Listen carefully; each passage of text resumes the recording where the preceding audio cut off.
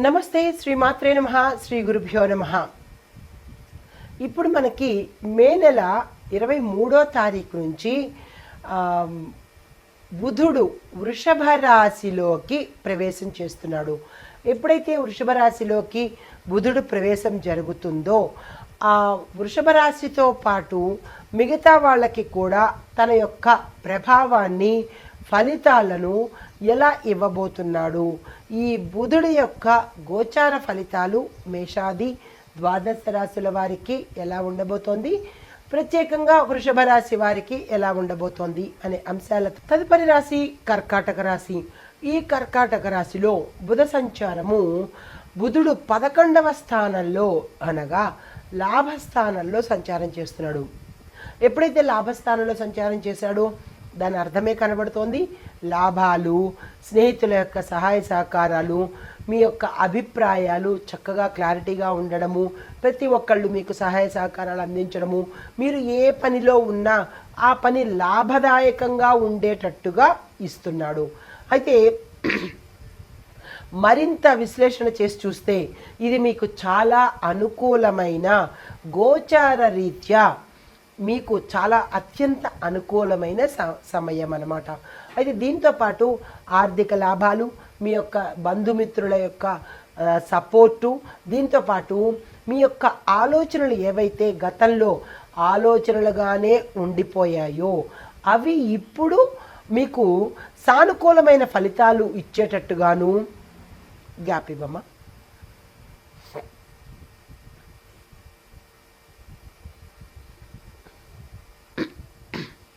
Continue. అయితే గతంలో మీకు అవి ఆలోచనలుగానే ఉండిపోయి ఈ కార్యరూపం దాల్చకుండా ఉన్నట్టయితే కనుక ఇప్పుడు అవి కార్యరూపంలోకి వచ్చేటట్టు, ఆ కార్యం కూడా సక్సెస్ అయ్యేటట్టుగా కనబడుతోంది. అయితే గతంలో నిలిచిపోయిన పనులన్నీ మళ్ళా తిరిగి ప్రారంభించడానికి కూడా ఇది చక్కని సమయము.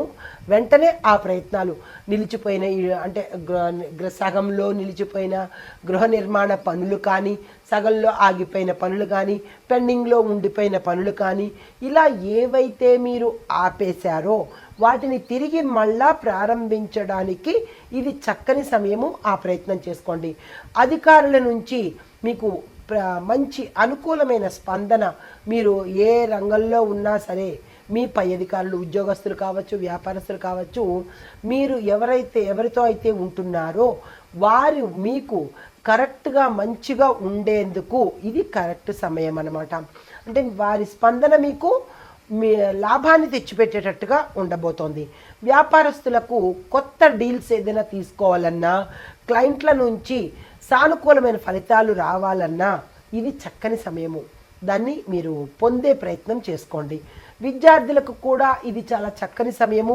మీరు కొత్త కోర్సుల్లో చదవాలన్నా, లేదంటే ఏదైనా కాంపిటేటివ్ ఎగ్జామ్స్ రాయడానికి అప్లికేషన్లు పెట్టుకోవాలన్నా, లేదంటే ఎంట్రన్స్ ఎగ్జామ్స్కి అప్లికేషన్లు పెట్టుకోవాలన్నా, దానికి సంబంధించిన పనులన్నిటికీ కూడా ఇది అద్భుతమైన ఫలితాలు ఇవ్వడానికి మంచి సమయము. ఆ ప్రయత్నం చేసుకోండి. ప్రత్యేకించి గణితము అంటే మ్యాథ్స్, లాజిక్ సంబంధించినటువంటి విద్యార్థులకు మరీ మంచి సమయం కాబట్టి ఎవ్వరూ వృధా చేసుకునే ప్రయత్నం చేసుకోకండి. అయితే సోదరుల మధ్య సంబంధాలు బలపడతాయి. గతంలో ఇద్దరు అంటే మాట వచ్చి విడిపోవడం కానీ, తగాదాలు ఆడుకోవడం కానీ, అలా అన్నదమ్ములు ఎవరైనా గతంలో విడిపోయిన వాళ్ళు తిరిగి మళ్ళా కలుసుకోవడానికి, మీ బంధం పటిష్టం అవ్వడానికి చక్కని సమయము.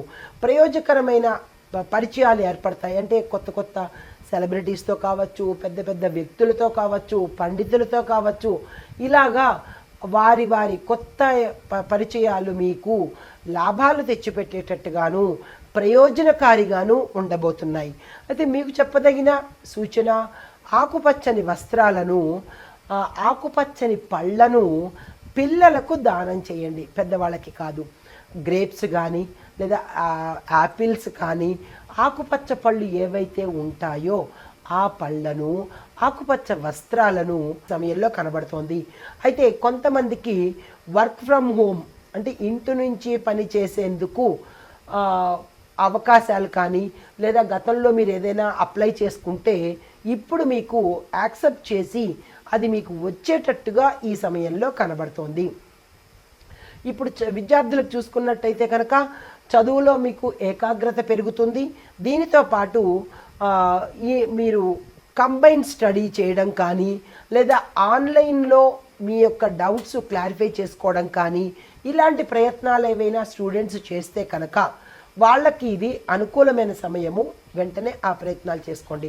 అదే మీకు చెప్పదగిన సూచనలు ఏంటంటే బుధవారం రోజు మీ తల్లిగారికి ఎక్కువగా ఫేవర్గా ఉండేటట్టుగా ఉండండి. అంటే ఎంత బయట మీరు ఇది చేసుకున్నా, బయట పనులతో ఇబ్బందిగా ఉన్నా, టైం లేకపోయినా ప్రత్యేకంగా బుధవారం రోజు మీ తల్లితో ఎక్కువ సమయాన్ని గడిపే ప్రయత్నం చేసుకోండి.